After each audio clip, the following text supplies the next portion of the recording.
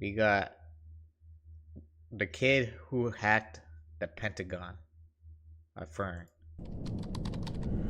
Accused of hacking into Pentagon and NASA systems. 40 million credit cards. That is crazy. Stolen. A kid On its surface, hacking the the International Pentagon? Space Station heats up to 120 degrees Celsius. The onboard temperature and humidity control system keeps the inside at the right temperature for human survival. If it fails, the astronauts stationed here would literally be cooked. And just now, a hacker has gotten hold of the No system's way. software. And there's He's not a hostile What? government agent, just a 15-year-old in his bedroom. no way. He successfully gained access to 13 NASA computers.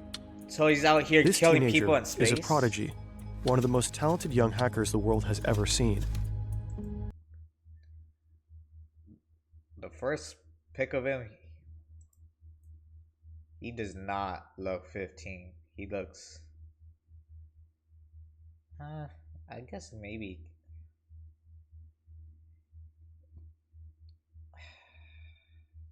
18, but that's not that far off, huh? He looks like early college. Has ever seen. And he didn't just break into NASA, he also hacked the Pentagon. From his point of view, he's just toying around. From the government's perspective, he's a national security threat. Yeah. Largest identity theft case ever. Largest data breach in U.S. history. That affected millions of people. What does he One that get out of humiliated them hacking that over and space over again. thing?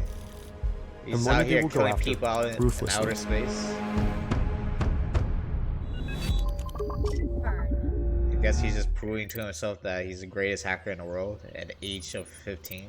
It's the year 1989, a suburban village in South Florida. This is Jonathan James. He is 6 years old. While other kids are outside playing tag, he's busy inside, glued to the family's computer. Mostly, he's just playing games.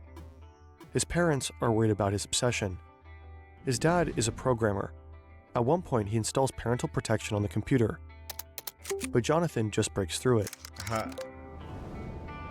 In his early teens, he starts reading books on the programming language C and the operating system I wonder Unix, how you did a that. precursor for Linux and Mac OS. He studies source code extensively and talks to other computer enthusiasts. Did he just like figure out what the password was, or did he like actually hack at that age? He spends countless hours in front of the computer, Probably. often until late into the night. I just figured it out. One afternoon, Jonathan uninstalls Windows from his family PC, then installs Linux. No one asked him to. No one could stop him. His computer time regularly leads to arguments with his parents. It doesn't get any better once he gets his own PC. Damn. After a while, his parents decide to confiscate it. Jonathan runs away and says he's not coming home until he gets it back. Huh. Wow. Soon, it won't be his parents who are trying to keep him away from a computer, but the US government.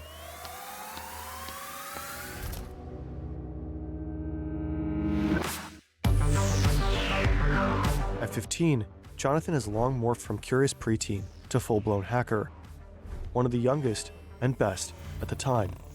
Online, he's known under his alias, Comrade. Jonathan really enjoys messing with systems, not to break them, but to beat them. It's a power thing, a control thing. Yeah, He likes the so- thrill of it. The tougher the system, the more it pulls him in. He goes in, proves it's not so secure after all, and moves on. He It's doesn't like his care drug. much about the stuff inside. He He just doesn't got, steal data, delete files, or spread viruses. It gives him like In a fact, sometimes he does the opposite. endorphin rush. Or He'll break something. in, then send a polite little email to the system admin. Hey, your setup's got holes. Here's where. Here's how to fix it. See, if he does stuff like that, I guess it's helpful. But I'd be In the scared as summer shit of if someone 1999, just randomly Jonathan is started looking saying for a that new to me. challenge, so he decides to hack NASA. More specifically, the agency's Marshall Space Flight Center in Huntsville, Alabama. He gains access to 13 NASA computers. It's unclear how, and this time Jonathan decides to actually take something. He downloads proprietary software valued at $1.7 million.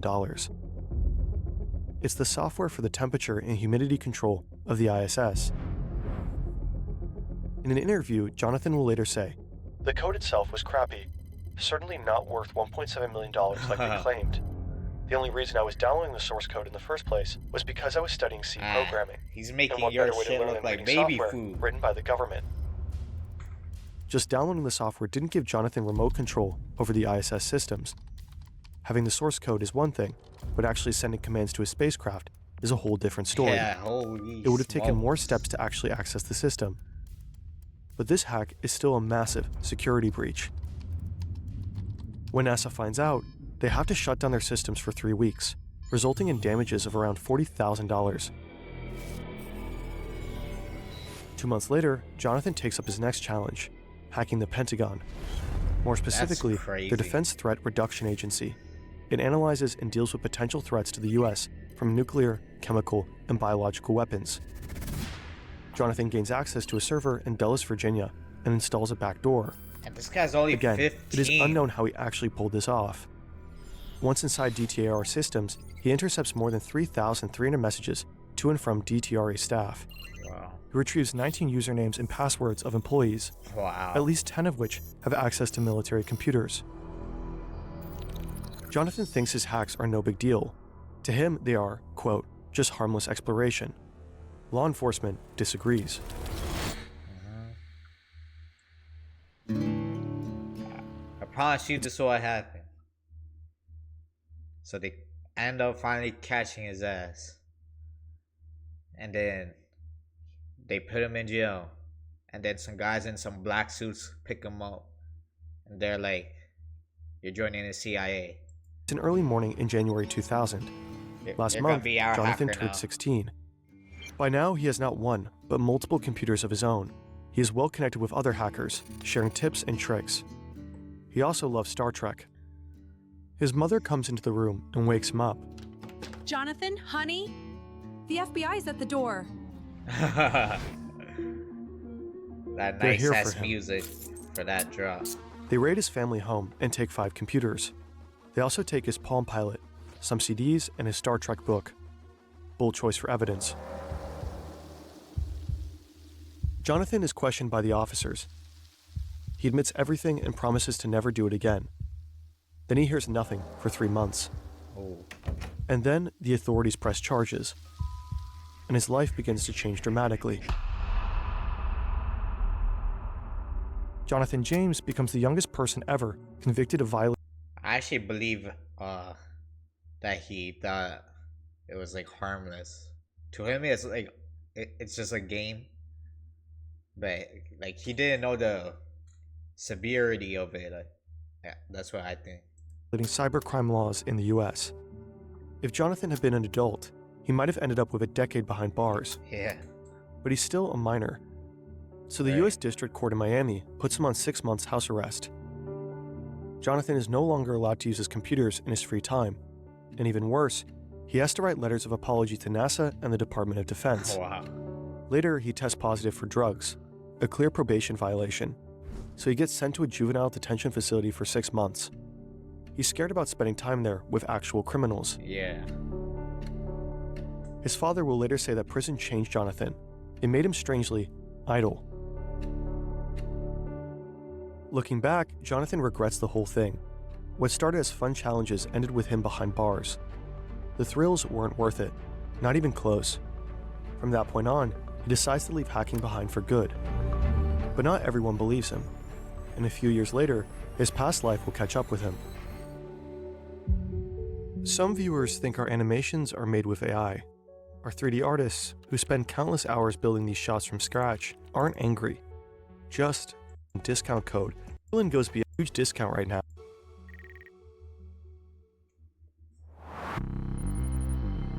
Chapter 2. This is Albert Gonzalez. He's got a few things in common with Jonathan James. Oh. So we got another hacker. He was also born in the 80s. He too is a self-taught hacker. When he was 14, he also broke into NASA systems. Another kid. And as a Wow. consequence, he also got a visit by the FBI. But that didn't stop Gonzalez from hacking. Far from it. We don't know if Albert Gonzalez and Jonathan James knew each other, but they had a common hacker friend called Christopher Scott. Gonzalez went by many aliases on the internet. but his favorite was Soup Nazi, a reference to his Seinfeld episode. You want bread? Yes, please. $3! In early 2000s, Gonzalez stumbled across Shadow Crew, a marketplace for trafficking stolen credit and bank card numbers and identity information. And even though the feds are having an eye on him, he gets involved. In 2003, he gets caught trying to pull cash from an ATM using fake credit cards. To avoid jail time, he agrees to work with the Secret Service. Soon he helps them bust a bunch of Shadow Crew members. I called it. You'd expect that his work as an informant for the Secret Service would stop him from any criminal activity. But well, in his view, the salary from the Secret Service is too low. So he gets back to what he does best, hacking. He sets up an elaborate scheme he calls Get Rich or Die Trying.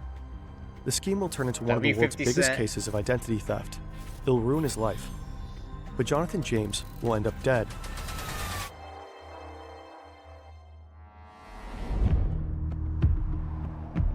This is Scott, who is both friends with Gonzalez and James. Next to him sits someone who, according to criminal reports, is only known as JJ. They're doing something called war driving.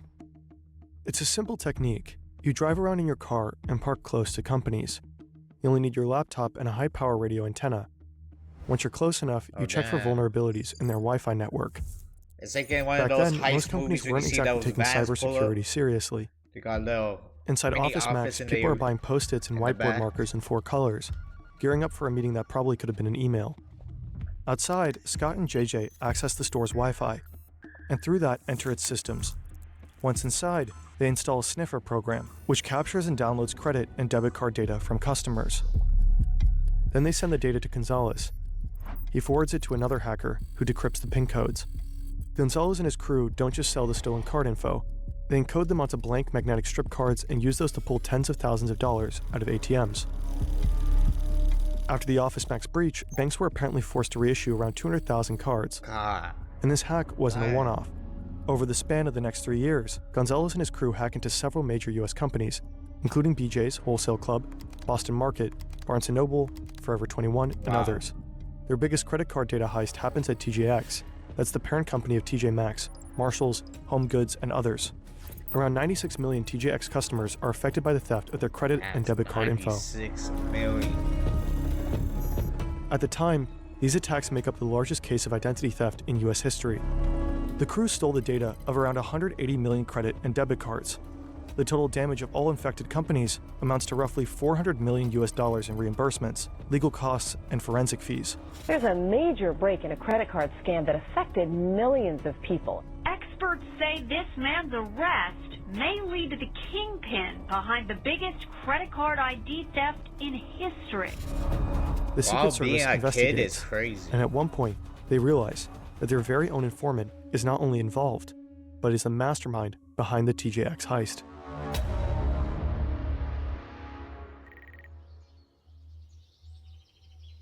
May 2008, Pinecrest, Florida.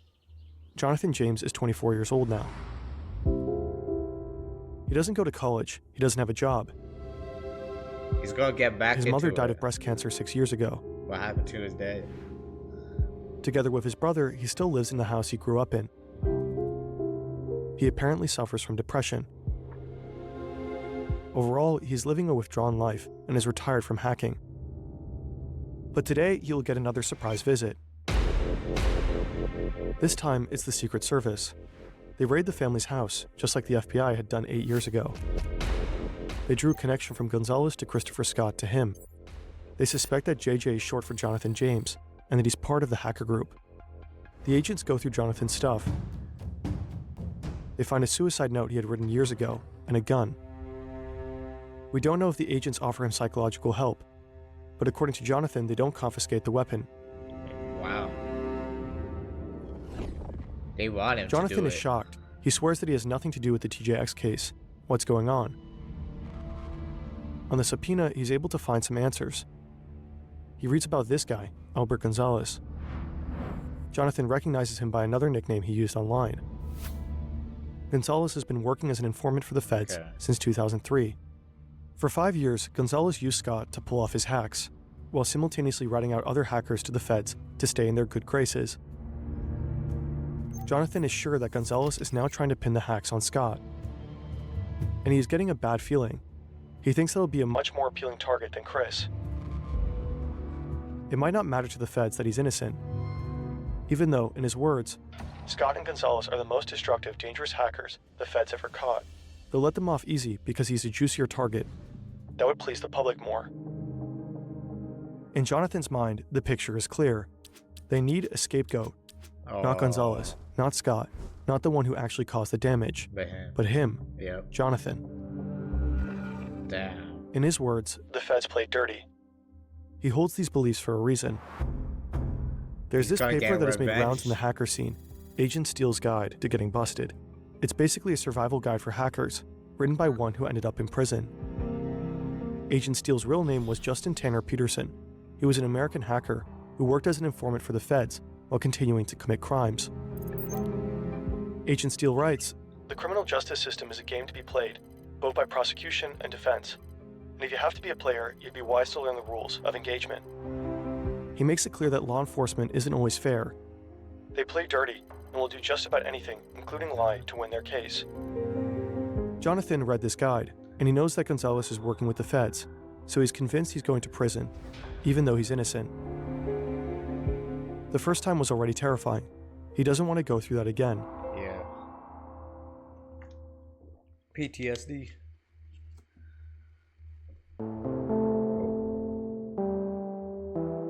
On May 18th, 2008, 2 weeks after agents raided his home, Jonathan was found dead in his home after a self-inflicted gunshot wound.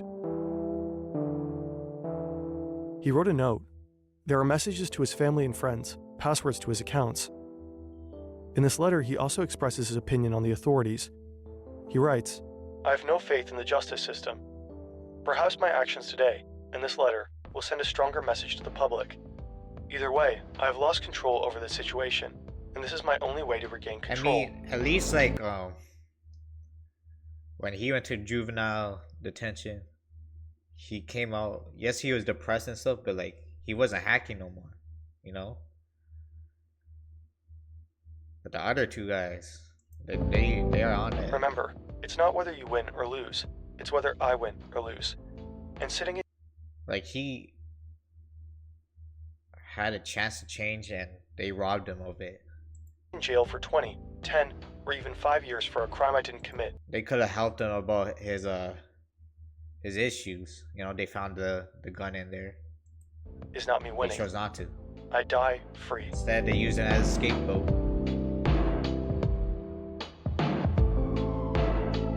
In March 2010, Albert Gonzalez was sentenced to 20 years in federal prison for his role in the series of hacks. In the backyard of his parents, the Secret Service seized a barrel containing $1.2 million in cash. Christopher Scott was sentenced to 7 years in prison for his role in the attacks. It's likely that the pseudonym JJ didn't refer to Jonathan James, but rather to Stephen Watt, another figure convicted in the TJX case, who was known to use the alias Jim Jones online. At the point of his death, Jonathan neither had been arrested, charged, tried, nor sentenced. It seems like knowing that Gonzalez had worked with the Secret Service fueled Jonathan's fear to become a scapegoat and end up in prison. Jonathan James wasn't some criminal mastermind. He was a teenager with a rare talent and a deep curiosity for how systems work. After he hacked into them, he often offered to help fix them. Instead of guiding such talents, helping to channel them into something good, the justice system decided to make an example out of him.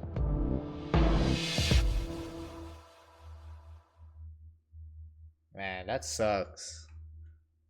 He didn't deserve any of that. They could have made him into someone better, but if they helped him, especially with that talent. Like I'm sure there's places that could use that kind of talent, that level. Ridiculous. But yeah, and what he was doing before is actually really good, like pointing out the flaws in people's systems and whatnot. Damn. R.I.P. Jonathan. W video Fern.